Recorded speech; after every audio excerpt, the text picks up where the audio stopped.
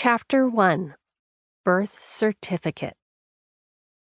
My mother, Ama, was a mail-order bride from Hong Kong, and my father, Baba, worked as a busboy in a noodle shop in San Francisco, Chinatown.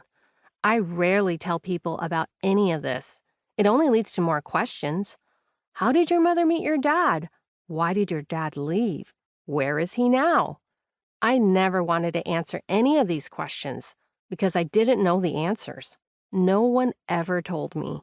And what little I did know, I wouldn't want to tell anybody. If you had asked me what my father looked like, I wouldn't even be able to really tell you for sure. It was a long time since I last saw him. I didn't have a single photograph of my father by the time it was all over. My mother was cutting up every picture we had of him as I sat on the floor the day my father left, when I was 7 years old.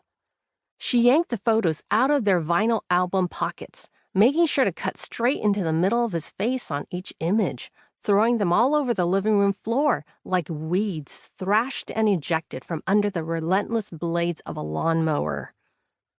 I learned to never ask questions about my story because Ama always shouted the breath out of my questions as I sat frozen with chopsticks in my hand, feeling as small as the kernel of rice sticking to the rim of my bowl.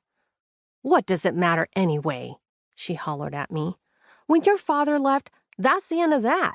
Why are you asking? You want to pack your bags and go live with your father?"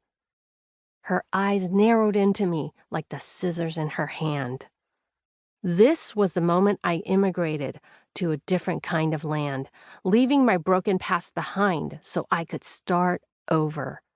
I wanted to be just like my mother, a 17-year-old pregnant bride who climbed a metal stairway into a Pan Am airplane to fly from Hong Kong and start a new life in San Francisco, Chinatown.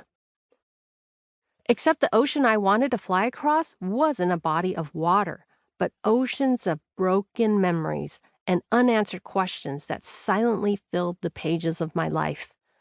I tried to hide all these questions away because the new land I endeavored to enter and belong to was the land of the unbroken and the beautiful, and there was no room for baggage on this journey.